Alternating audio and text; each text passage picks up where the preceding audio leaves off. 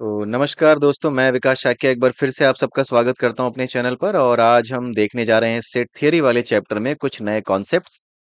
आइए उनको देखते हैं क्या क्या चीजें आज हमें पढ़नी है। एक तो हमें देखना है सबसेट क्या होता है, डेफिनेशन देखेंगे सबसेट की और कैसे सिंबॉलिकली रिप्रेजेंट किया जाता है सबसेट को। उसके अलावा एक चीज होती है इफ एंड ओनली इफ। ये कब लिखा जाता है, कब इस लॉजिक का इस्तेमाल किया जाता है सेट थियरी में, ये समझेंगे। उसके बाद हम देखेंगे कि हर सेट किस तरीके से अपना ही सबसेट होता है, ऐसा क्यों कहा जाता है। फाई यानी कि जो नल सेट है या एम्प्टी सेट है, ये भी सबसेट होता है हर एक सेट का। दुनिया का कोई भी सेट हो, फाई यानी नल सेट उसका सबसेट होगा ही होगा। उसके बाद आता है क्यू और R. Q is a set of rational numbers. Rational numbers कौन से होते हैं? जो पी बाई क्यू के फॉर्म में रिप्रेजेंट किए जा सकें और जहां पे Q not equal to zero हो। यही तो डेफिनेशन थी जो क्लास 9th में आपने पढ़ी थी। ठीक है, अगर ये नहीं याद है तो आप गलत हो क्लास 11th में। आपको नहीं होना चाहिए था क्लास 11th में। ठीक है, बट दुर्भाग्य से आप हो क्लास 11th में अगर आपको ये नहीं पता है तो। और इसलिए इसको आप पढ़ लीजिएगा, नहीं पता है तो जाके देख लीजिएगा क्या मतलब होता है इसका। और आर जो है वो रियल नंबर है। तो हर एक रेशनल नंबर वो रियल नंबर भी है। राइट, जो पी बाई क्यू के फॉर्म में रिप्रेजेंट किया जा सके वो रेशनल नंबर रियल नंबर भी होता है। ठीक है। उसके बाद हम देखेंगे intervals are the subset of as the subset of real number.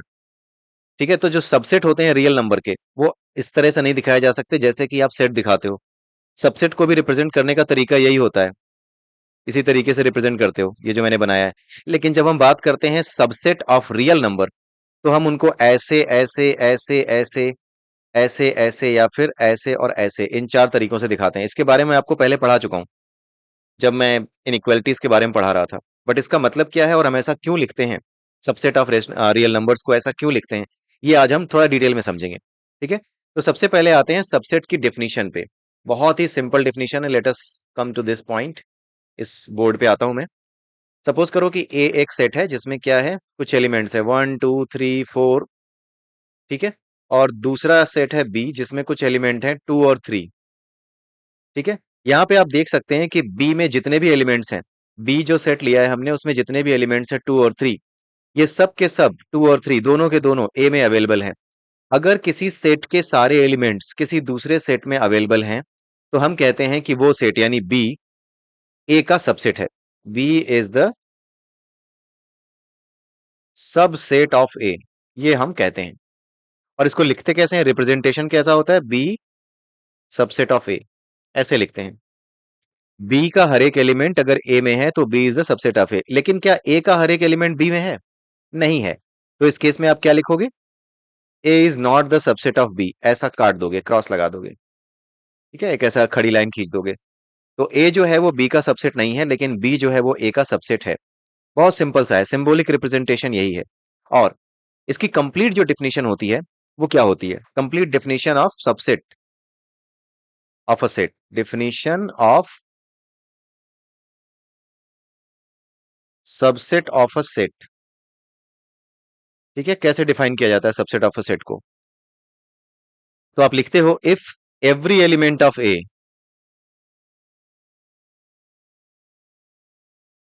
If every element of A is in B, then we say A is subset of B.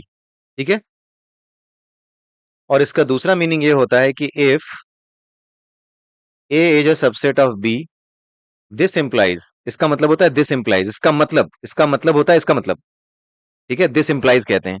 हाँ, अगर ए बी का सबसेट है तो इसका मतलब ये है, या दिस इंप्लाइज कि if A belongs to A, then A belongs to B as well. ये है डेफिनेशन आपकी सबसेट की। सबसेट को कंप्लीटली मैथमेटिकल लैंग्वेज में ऐसे डिफाइन किया जाता है कि अगर ए में है तो ए बी में भी होगा। इस तरीके से हम इसको डिफाइन करते हैं। अब हम आते हैं, एक चीज और देखते हैं। अगर मान लीजिए हमारे पास एक सेट है ए और इसमें है 1 2 3 4, और एक सेट है बी, इसमें क्या है 2 1 3 4। आपने देखा होगा कि ये दोनों सेट क्या हैं, इक्वल हैं। ठीक, दोनों सेट इक्वल हैं। क्यों इक्वल हैं? क्योंकि ए के जितने भी एलिमेंट्स हैं वो बी में हैं और बी के जितने भी एलिमेंट्स हैं वो ए में हैं। इसका मतलब क्या हुआ, ए के अगर सारे एलिमेंट्स बी में हैं तो A is a subset of B and B is a subset of A. यही तो होगा। अगर ए बी का सबसेट हो और बी ए का सबसेट हो, then this implies and reversely implied. जैसे यहां पर क्या मतलब हुआ, यहां पर दिस इंप्लाइज लिखा था मैंने।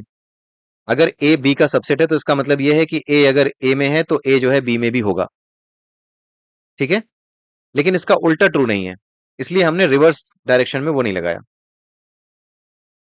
ठीक है, ए अगर ए में है तो ए बी में भी होगा, ऐसा जरूरी नहीं है, उल्टा नहीं चल सकते।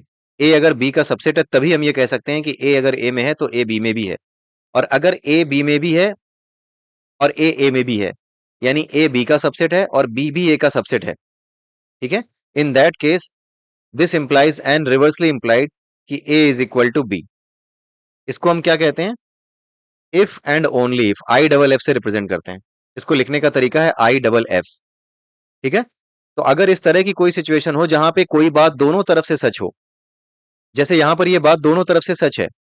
अगर ए कोई सेट है और बी कोई सेट है, अगर ए और बी दोनों इक्वल सेट हैं, तो इसका मतलब ये हुआ कि बी ए का सबसेट है और ए बी का सबसेट है ना इसका मतलब। और अगर हम उल्टा चलें कि ए बी का सबसेट है और बी भी ए का सबसेट है, तो इसका मतलब ये हुआ कि ए और बी बराबर हैं। यानी अगर दोनों ही डायरेक्शन से चलने पर हमें एक ही रिजल्ट मिले, दोनों ही बातें अगर ट्रू हो, एक डायरेक्शन से चलने पर जो बात ट्रू है, रिवर्स डायरेक्शन में चलने पर भी अगर बात ट्रू निकलती है दूसरे तरफ की, अगर ये साइड इस साइड के ट्रू होने पर ट्रू निकलता है और ये साइड इस साइड के ट्रू होने पर ट्रू निकलता है, then we use I double F, और वहां पे हम इस्तेमाल करते हैं ये सिंबल। इनको आप भूलिएगा नहीं, ये केवल याद करके रखने नहीं, एग्जाम के समय केवल और केवल ये सेट थियरी में काम नहीं आएंगे। ये आपके ग्रेजुएशन से लेकर के पोस्ट ग्रेजुएशन तक ये कहानी चलती रहेगी आपकी। ठीक है, क्योंकि आगे आने वाली क्लासेस में आपको इन्हीं सिंबल्स का बार बार यूज करना पड़ेगा। इनफैक्ट आज जो ये क्लास 11th में आप हो, क्लास 12th में आप जो हो, वहां पर भी यही काम आपको करना पड़ेगा। लगातार आपको इन्हीं सिंबल्स का यूज करते रहना पड़ेगा, कहीं ना कहीं आपको ये मिलेंगे ही मिलेंगे, क्योंकि सारा का सारा मैथ ना अब आपके लिए लॉजिकल हो जाएगा, जहां पर आपको सोचना होगा, सोच करके डिड्यूस करना होगा रिजल्ट्स को। ठीक है, सिंपल है, कोई मुश्किल नहीं है, मैथमेटिक्स कोई मुश्किल सब्जेक्ट नहीं है। द ओनली थिंग इज कि आप इसको, इसके सिंबल्स को देख के डरने लगते हो, इसका मतलब नहीं समझते हो। इसके मतलब को समझने लगो तो ये बहुत सिंपल है। ठीक है, आइए आगे चलते हैं, आगे देखते हैं क्या चीज बताई गई है। सॉरी, इसमें आना था मुझे, I need to go back to the first page. यहां पर देखिए, यहां तक हम आ चुके हैं, पहला और दूसरा पार्ट कर चुके हैं। अब देखते हैं तीसरा और चौथा। हर एक सेट अपना ही सबसेट है, ये तो आपको बताने की जरूरत नहीं है ना। अगर ए में 1 2 3 4 हैं तो ए अपना ही सबसेट होगा, ये तो ट्रू है। ए इज अ सबसेट ऑफ ए, इसको समझाने की जरूरत ही नहीं है। फाई जो एम्प्टी सेट होता है, ये सबसेट होता है एवरी सेट का। फाई जो होता है या जो एम्प्टी सेट होता है, वो हर एक सेट का सबसेट होता ही होता है। ठीक है, फाई का मतलब क्या, एक एम्प्टी सेट जिसमें कोई भी एलिमेंट नहीं है, जिसमें कोई भी एलिमेंट नहीं है, वो सभी का सबसेट होगा ही होगा। ये आपको याद रखना पड़ेगा, याद के रखना पड़ेगा, ये लॉजिकल भी है। ठीक है, और उसके बाद आते हैं हम रियल नंबर और रेशनल नंबर्स पे। आइए देखते हैं, थोड़ा सा रिवाइज भी हो जाएगा, रियल नंबर और रेशनल नंबर क्यों इसमें सबसेट की बात हम कर रहे हैं। So let me remove it, इसको उड़ा दिया। रेशनल नंबर और रियल नंबर आपस में कैसे रिलेट होते हैं सबसेट के रिलेशन में, वो देखते हैं। रेशनल नंबर का जो सेट होता है ना, स्टैंडर्ड नोटेशन, रेशनल नंबर का जो स्टैंडर्ड नोटेशन है, स्टैंडर्ड नोटेशन रेशनल नंबर का, सॉरी, हाँ रेशनल नंबर का, वो क्या होता है, क्यू होता है। जैसे इंटीजर का जेड होता है ना, रियल नंबर्स का आर होता है, वैसे ही आपका जो रेशनल नंबर होता है उसका क्यू होता है रिप्रेजेंटेशन। और रेशनल नंबर क्या होता है, अगर मैं एक रेशनल नंबर के सेट को डिफाइन करूं, ठीक है, रेशनल नंबर के सेट को हम डिफाइन करें और सेट बिल्डर फॉर्म में डिफाइन करें। अगर मुझे एक रेशनल नंबर का सेट दिखाना है और उसको सेट बिल्डर फॉर्म में डिफाइन करना है, सेट बिल्डर फॉर्म आपने पिछले वीडियो में देखा है, तो सेट बिल्डर फॉर्म में अगर आपको दिखाना है तो you will write like this, q is equal to X such that x is equal to p by Q, q is not equal to 0। हो गया डिफाइन कि हर एक एलिमेंट p बाई क्यू के फॉर्म में लिखा जाएगा रेशनल नंबर के सेट का, जहां पर q नॉट इक्वल टू 0 है। एंड साथ में एक चीज और है, and p and q are coprimes. ठीक है, ये हो गया कंप्लीट सेट बिल्डर फॉर्म में डेफिनेशन। सेट बिल्डर फॉर्म में आपको लिखने को कभी भी कहा जा सकता है, ये क्वेश्चन आ सकते हैं, ठीक है, इसलिए इनको याद रखिए, इसकी प्रैक्टिस कीजिए सेट बिल्डर फॉर्म की, कि कैसे सेट बिल्डर फॉर्म बनाए जाते हैं। राइट, ये कोई मुश्किल काम नहीं है। एक एलिमेंट को देखिए और उस एक एलिमेंट के ऊपर ही आप इसको डिफाइन कीजिए। कभी भी ये नहीं लिखना होता है P and Q, P by Q where x such that x is equal to p by q where all the elements are in the form of p by q, ऐसा कभी नहीं लिखेंगे। केवल एक एलिमेंट को ध्यान में रखते हुए आप डिफाइन कीजिए, क्योंकि जैसे ही आप सच दैट लगा देते हैं तो इसका मतलब ये होता है कि you are defining the characteristic of every element, यानी हर एक एलिमेंट जो कि इस सेट में होगा आप उसकी प्रॉपर्टी डिफाइन कर रहे हैं, और वो प्रॉपर्टी सबकी सेम होगी। कल भी हमने ये चीज डिस्कस की थी कि सेट के भीतर जितने भी एलिमेंट्स होते हैं वो कॉमन प्रॉपर्टी रखते हैं। अगर आप सेट को डिफाइन करने लगे इस तरीके से कि यहाँ पे 1 2 लिखा है, फिर अचानक से राकेश आ गया, फिर अचानक से सुरेश आ गया, ठीक है, तो ये क्या है, ये कोई डेफिनेशन नहीं है सेट की, ठीक है, ये डेफिनेशन उसमें नहीं आएगी, ये उसके अंदर नहीं आता। ये एक अलग ही सेट होता है जहां पे इस तरह की सारी चीजें आप कंसीडर कर सकते हो ना, उसको हम एक अलग ही सेट का नाम देते हैं, उसके बारे में हम आगे पढ़ेंगे। आज आप उसका नाम समझ लीजिए, वो है यूनिवर्सल सेट। यूनिवर्सल सेट में इसका मतलब होता है कि दुनिया की हर चीज एक बड़े से सेट में रखी गई है, बड़े से डिब्बे में रखी गई है, उसी को यूनिवर्सल सेट कहते हैं। जैसे ऑल द स्टूडेंट्स, जितने भी स्टूडेंट्स हैं मेरी क्लास के, या all the students of particular university, वो सब क्या हैं, सारे स्टूडेंट्स यूनिवर्सल सेट को बिलोंग करेंगे, यानी कोई भी सेट यूनिवर्सल सेट का सबसेट होता ही है। और इसको रिप्रेजेंट किससे कहते हैं, यू से करते हैं। इसके बारे में डिटेल में बाद में पढ़ेंगे, लेकिन यूनिवर्सल सेट क्या होता है, सभी प्रकार के सेट्स के जितने भी एलिमेंट्स हो सकते हैं, जितने भी दुनिया में पॉसिबल सेट्स हो सकते हैं, उन सभी सेट्स के सभी एलिमेंट्स को एज्यूम करने के लिए एक सेट बनाया गया और उसको नाम दिया गया यूनिवर्सल सेट, और उसको रिप्रेजेंट किससे करते हैं, यू से। Right, so this is the representation of universal set. ठीक है, आइए आगे देखते हैं क्या है इसमें। तो हमने जो सेट बिल्डर फॉर्म है उसमें रेशनल नंबर को डिफाइन कर दिया कि रेशनल नंबर ऐसे डिफाइन होता है। नाउ रेशनल नंबर को अगर आप ध्यान से देखें तो रेशनल नंबर ये आपका है 2/5 या 5/2, ये दोनों ही रेशनल नंबर है, ठीक है, को प्राइम्स हैं आपस में 5 और 2। ये आप करोगे तो क्या आएगा, 2.5 आएगा। ये 2.5 क्या है, रियल नंबर है, ये रियल नंबर है, ठीक है। तो कोई भी रेशनल नंबर का जो सेट होगा ना क्यू, वो हमेशा रियल नंबर का सबसेट होगा। इसीलिए ये बताया गया है, ये समझने के लिए मैंने आपको बता दिया। क्यू जो है वो हमेशा रियल नंबर का सेट होगा, ये आपको याद भी रखना पड़ेगा, लेकिन केवल सूखा सूखा याद मत रखो, समझ लो। तो समझने के लिए मैंने आपको ये एग्जांपल दे दिया। जो भी डेसिमल के फॉर्म में आपको रिप्रेजेंट किया जा सके, ठीक है, जो रेशनल नंबर हो वो रियल नंबर होता है। ये आपने क्लास 9th में पढ़ा हुआ है, 10th में भी पढ़ा हुआ है, रियल नंबर के टेस्ट को कैसे पता करोगे कि कोई नंबर रियल नंबर है या नहीं। √2 √3 these are all real number और नॉट, ये सब आपने पता किया, रेशनल नंबर और नॉट, ये सब चीजें आपने करी हुई है, ठीक है।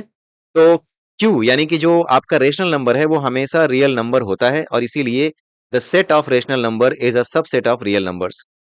ठीक है, ये नियम आप याद रखिएगा, ये याद रखने वाली चीज है। प्रैक्टिस करके इसको बार बार दोहराइए, बार बार इसे दोहराइए ताकि आपके दिमाग में रच बस जाए। क्यों, क्योंकि आगे चल करके आपको इस लॉजिक का इस्तेमाल बार बार करना होगा जब आप कॉम्प्लेक्स प्रॉब्लम सॉल्व करेंगे, जहां पर आपको लॉजिकल रीजनिंग देनी होगी ना कि आपने ऐसा सोल्यूशन क्यों निकाला है।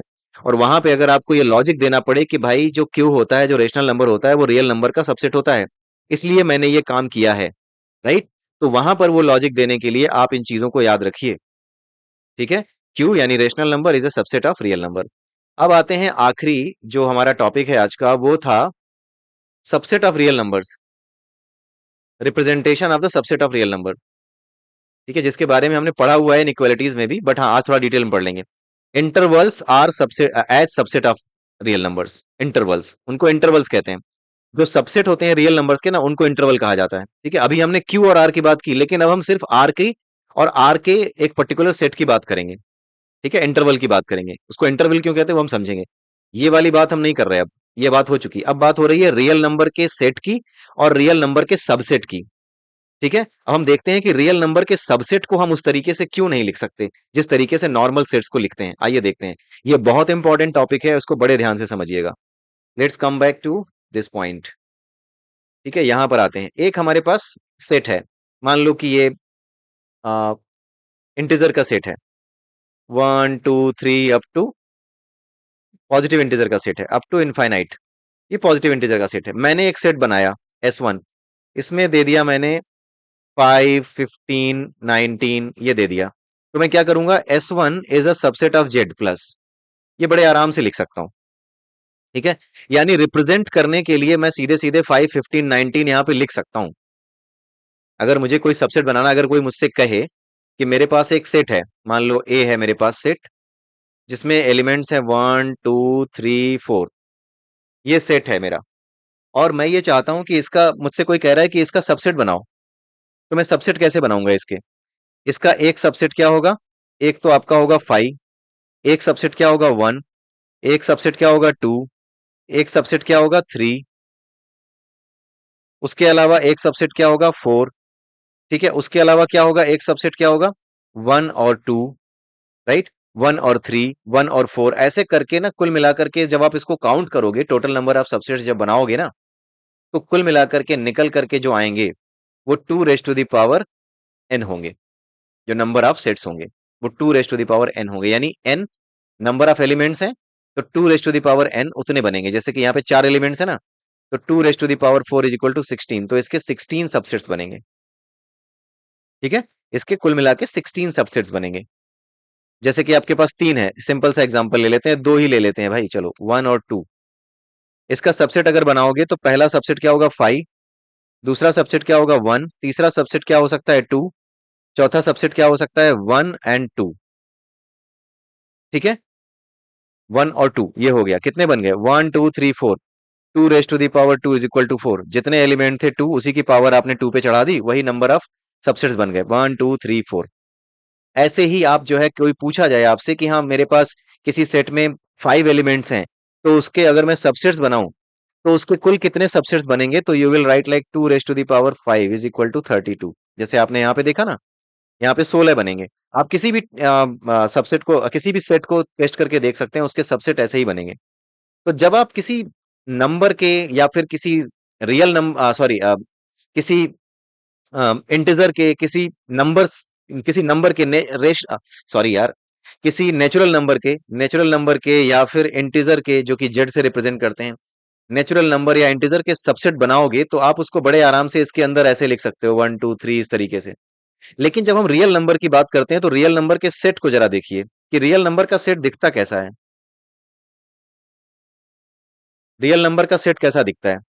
अगर मैं इसको लिखने चलूं ऐसे, तो पूरा का पूरा सेट तो ऐसे आप दिखा सकते हो, जैसे यहां से आप आए इनफाइनाइट तक, इसके बाद आप आए -2, -1, 0 एंड 1, 2, 3 ऐसे करके अप टू इनफाइनाइट।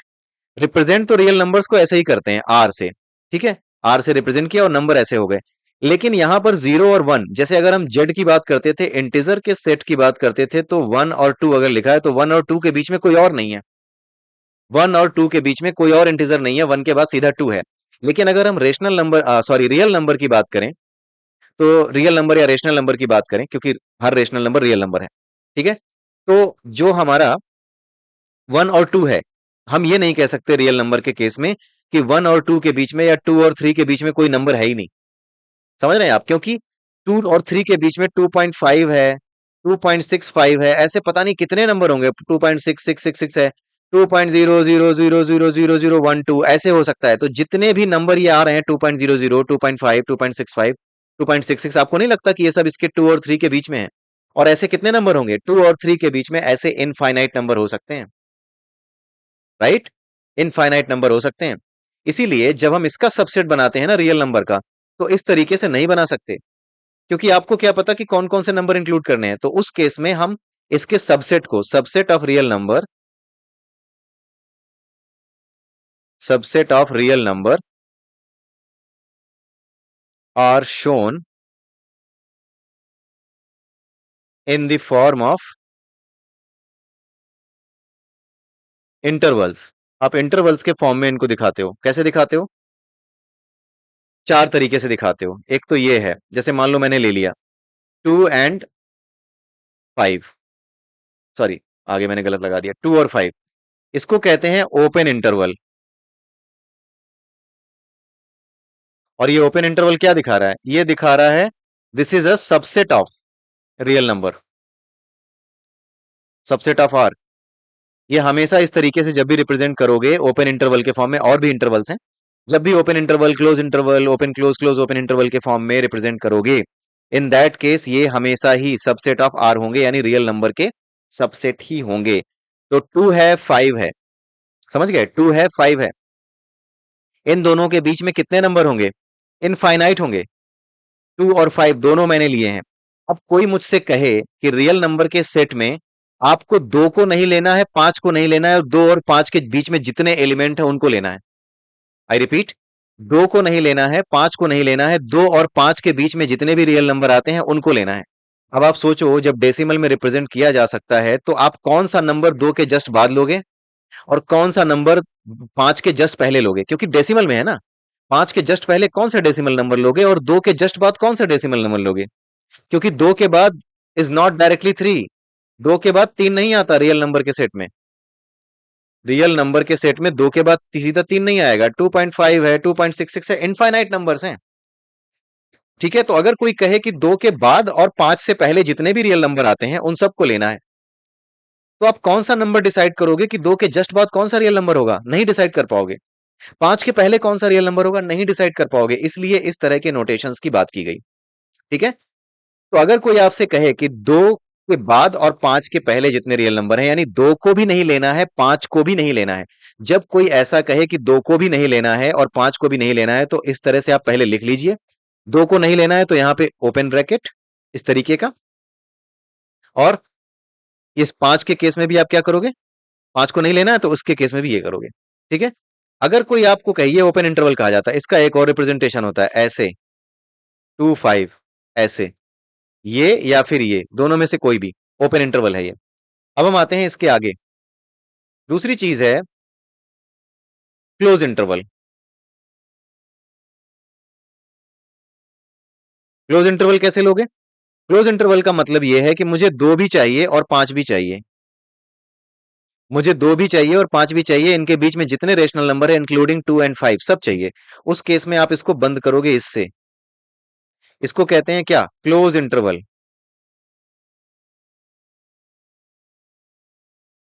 ठीक है, इसको क्लोज इंटरवल कहते हैं। उसके बाद हम आते हैं open close interval.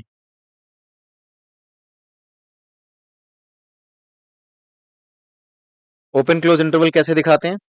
Let's see. Open close interval दिखाने का तरीका क्या होता है? मान लो कोई मुझसे कहता है कि 2 को इंक्लूड नहीं करना लेकिन 5 को इंक्लूड करना है, तो जिसको इंक्लूड करना है, मुझे रेशनल नंबर का वो सबसेट चाहिए जिसमें 5 इंक्लूडेड हो लेकिन 2 के आगे वाली चीजें इंक्लूडेड हो, 2 इंक्लूडेड ना हो। ठीक है, लेकिन 5 तक सब कुछ इंक्लूडेड हो। तो मुझे जिसको इंक्लूड करना है ना, उसकी तरफ तो क्लोज का सिंबल लगाओ, लेकिन जिसे इंक्लूड नहीं करना है, जिसके आगे से चलना है, उसके पीछे तुम ये ओपन वाला लगाओ। इसको कहते हैं ओपन क्लोज इंटरवल। ठीक है, 2 इंक्लूडेड है, 5 इंक्लूडेड नहीं है। ठीक, ऐसा क्यों कर रहे हैं मैं बता चुका हूं आपको, क्योंकि 2 के जस्ट बाद कौन सा रेशनल नंबर है, रियल नंबर है, आप नहीं जान सकते, नहीं लिख सकते। इसीलिए इंटरवल के फॉर्म में सबसेट्स को लिखा जाता है, किसके?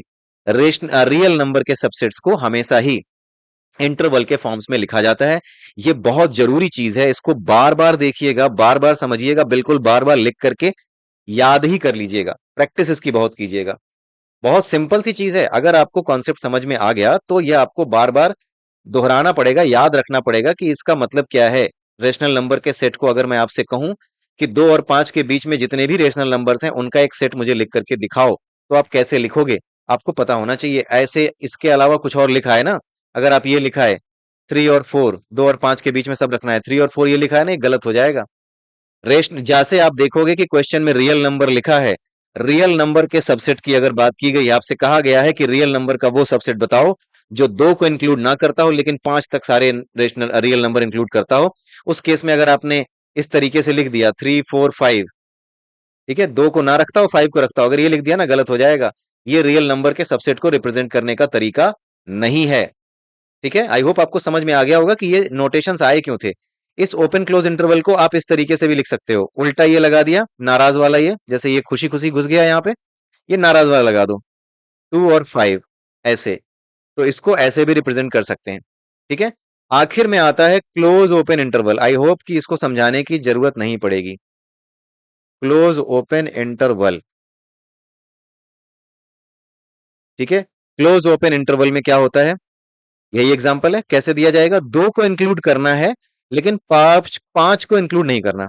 ठीक है, तो जिसको इंक्लूड नहीं करना उसकी तरफ क्या लगाओगे? ये नाखून जैसा जो होता है, कटा हुआ नाखून जैसा जो सिंबल है, ये ओपन ब्रैकेट लगा दोगे आप उसको। और यहां पे जिसको इंक्लूड करना है उसकी तरफ क्या लगाओगे? ऐसा, या फिर 2, 5 और ऐसा। ठीक है, दोनों ही तरीके होते हैं रिप्रेजेंट करने के। ठीक, आई होप आपको समझ में आया होगा कि रियल नंबर के सबसेट्स अगर आपसे बनाने को कहे जाएं तो आप रियल नंबर के सबसेट्स कैसे बनाएंगे। ऐसे ही बनाएंगे, बहुत मुश्किल काम ये नहीं होता, लेकिन कई बार ये समझने समझने में हालत खराब हो जाती है लोगों को कि ये सिंबल इसका मतलब क्या है। ठीक है, तो रियल नंबर के केस में आप याद रखिएगा कि सबसेट्स आपको अगर लिखने को आए तो आप ये गलती मत कर दीजिएगा, ये वाले कांड मत कर दीजिएगा।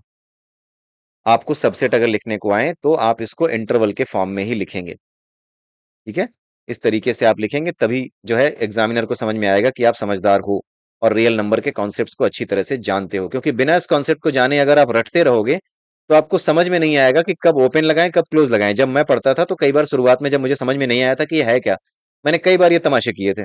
जहां मन करता था वहीं नाखून लगाया था, जहां मन करता था वहीं ये ढक्कन चिपका देता था। तो ये आपको नहीं करना है। ठीक है, कुछ दिनों बाद हालांकि समझ में आ गया था, लेकिन ये है कि शुरुआत में जब समझ में नहीं आया तो मुझे समझ में नहीं आया था मैं कर क्या रहा हूँ, मैं खुद ही क्या कर रहा हूँ, I was not aware about it. ठीक है, तो आई होप आपको समझ में आया होगा। आज के इस वीडियो को देख करके अच्छे से प्रैक्टिस कीजिए, बार बार अपने आप से क्वेश्चंस बनाइए, अपने आप से लिखिए। एक सेट थ्योरी के क्वेश्चन तो आप अपने आप बना सकते हो यार, इसमें इतना कुछ करने की जरूरत ही कहाँ है। अब अगले वीडियो में हम देखेंगे कुछ एक्सरसाइजेस देखेंगे आपकी बुक की, और उसके बाद कुछ नए टॉपिक्स पढ़ेंगे। ठीक है, तो इसी के साथ आज का ये वीडियो मैं यही रोकता हूँ, अगले वीडियो में फिर मिलते हैं दोस्तों। तो till then have a nice day and bye bye.